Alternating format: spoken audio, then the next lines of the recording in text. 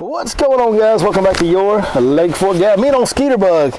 We got one for you today now. I hope you guys are fired up. I'm fired up about it. We're going to talk about my single favorite all-time technique. Today I'm going to give you everything I know about how to catch big bass on a chatterbait.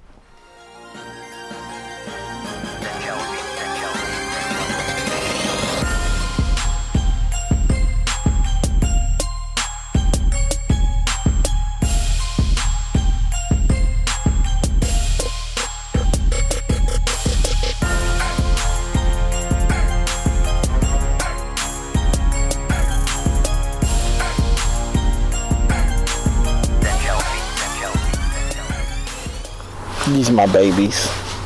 These are my sweet little babies. I love fishing chatterbait, guys. If I had to pick one technique, you know, this is a question I used to hear this question get asked all the time. I don't really hear it that much anymore, but it seemed to be a popular question in bass fishing world. People would ask you, and just ask their buddies, man, if you could only fish one bait the rest of your life, what would it be?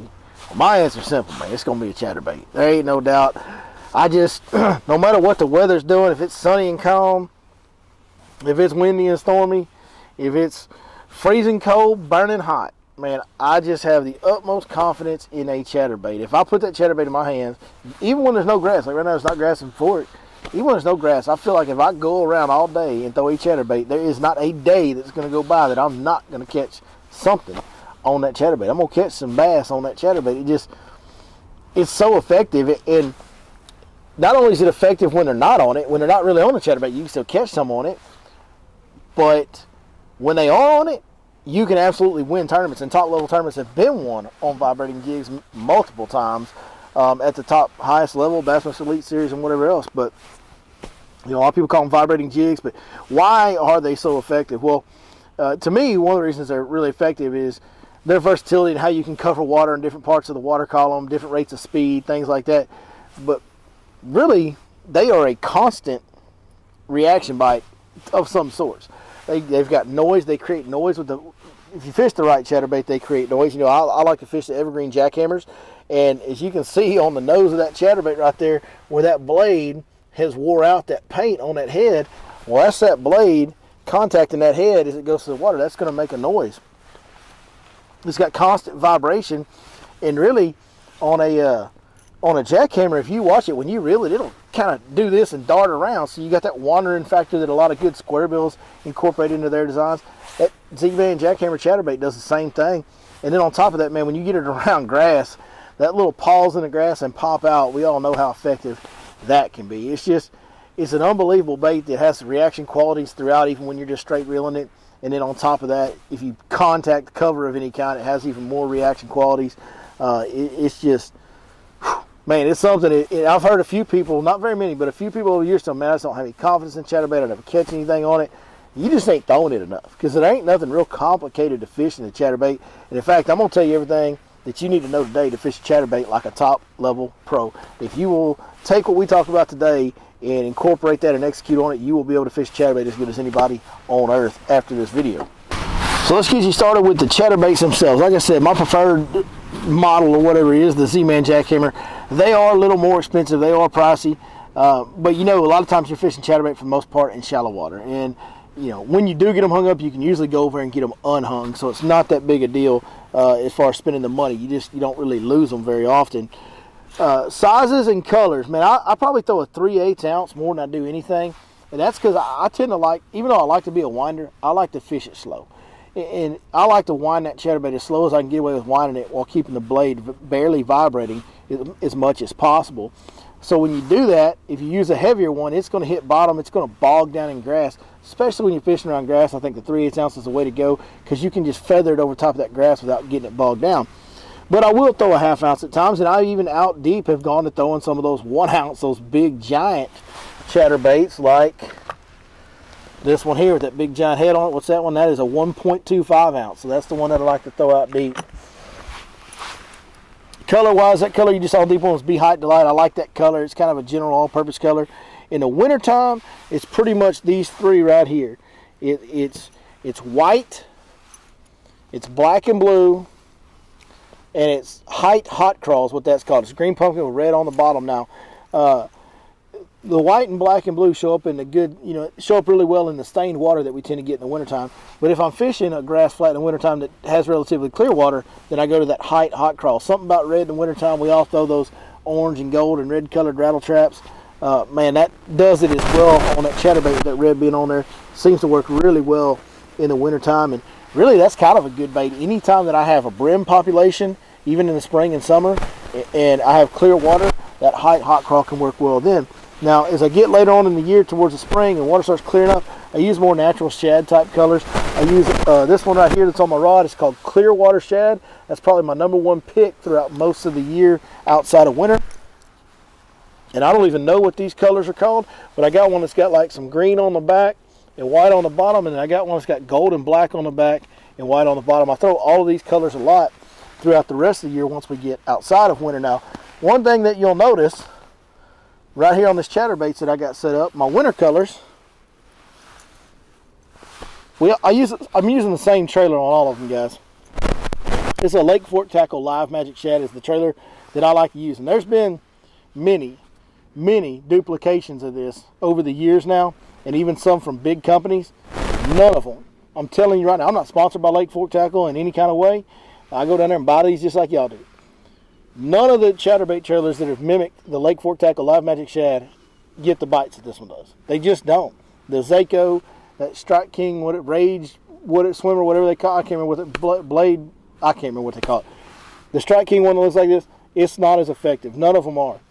I've tried them all. Fishing for a living, as much as I fish chatterbait, I need to use the best trailer. The Lake Fork Tackle Live Magic Shad is the one. But if you'll notice, my winter colors, I've got the 4.5 inch Live Magic Shad. My spring and summer and rest of the year colors, I've got the 3.5 inch Live Magic Shad. In the wintertime, you got a lot of big female bass that are pregnant that are looking for bigger meals. Big swim baits work well in cold water. We know that.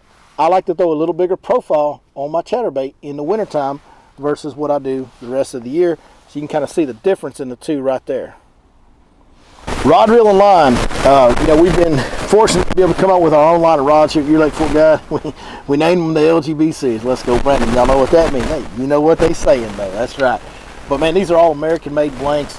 Been really proud with how these came out. These rods are super light and just built right. They've exceeded my expectations in every way. So if you're looking for a good chatterbait rod, the one that I throw from my series from the LGB line is going to be the 7.6 medium heavy. That's a little against the grain of some people's school of thought. There's a lot of guys at high levels that like to throw a chatterbait on a lighter action, bendier rod.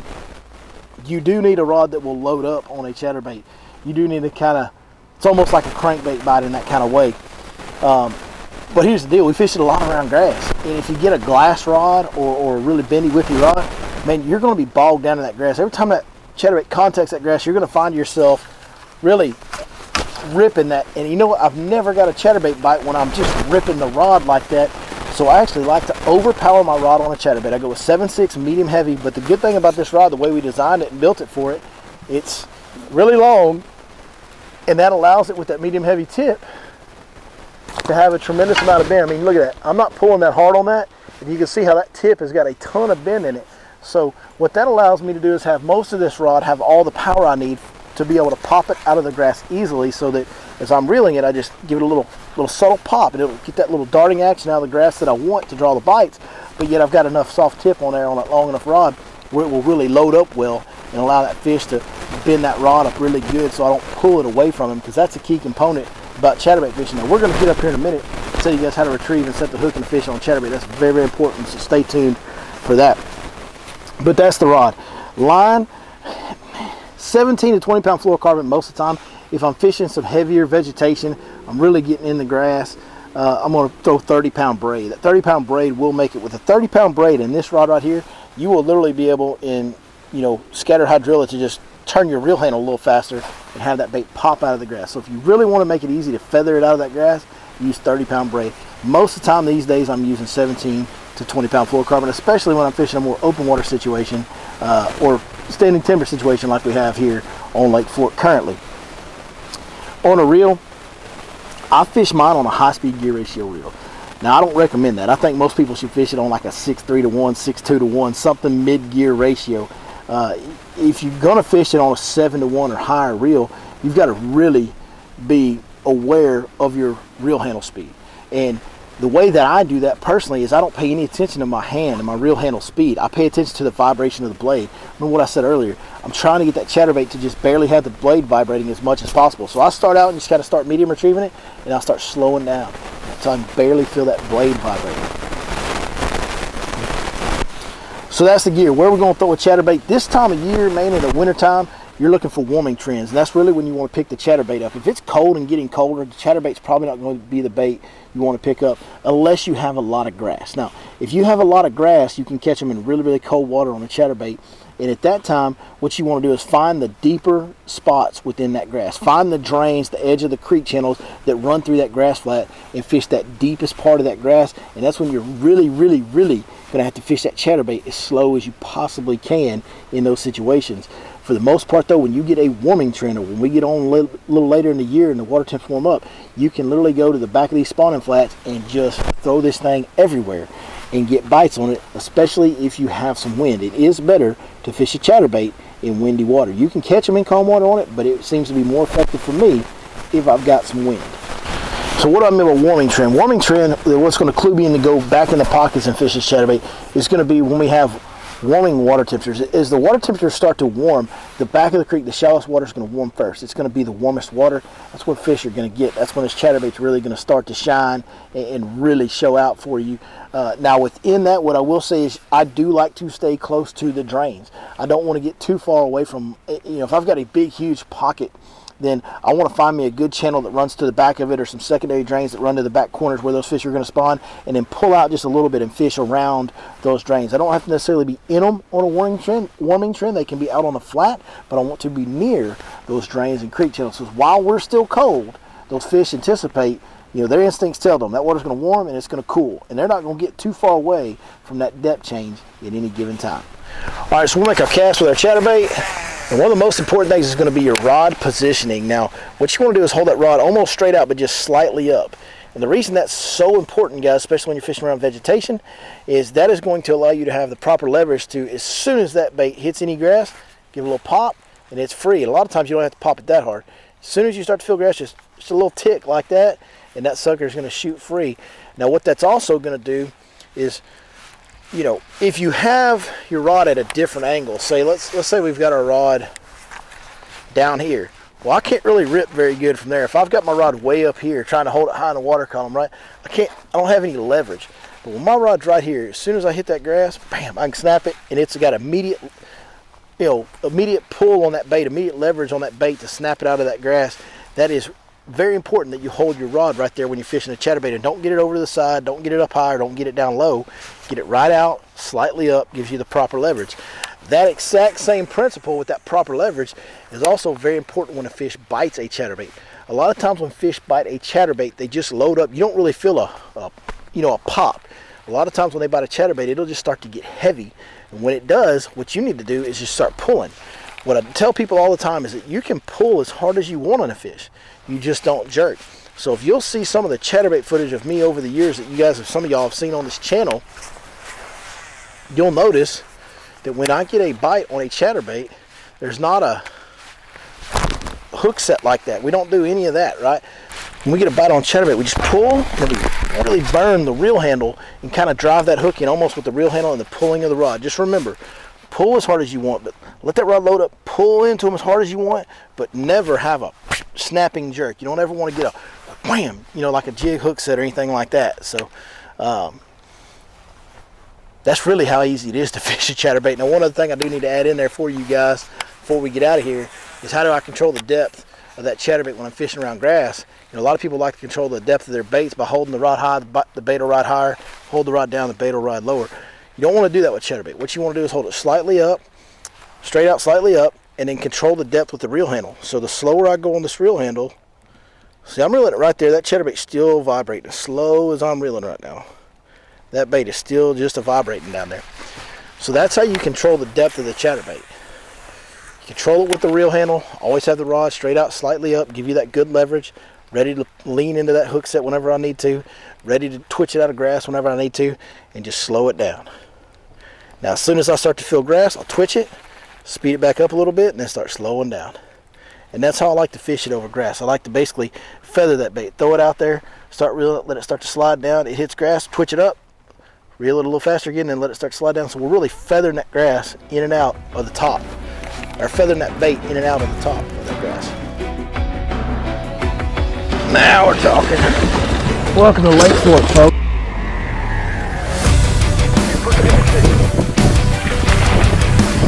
Woo! Get off here, big.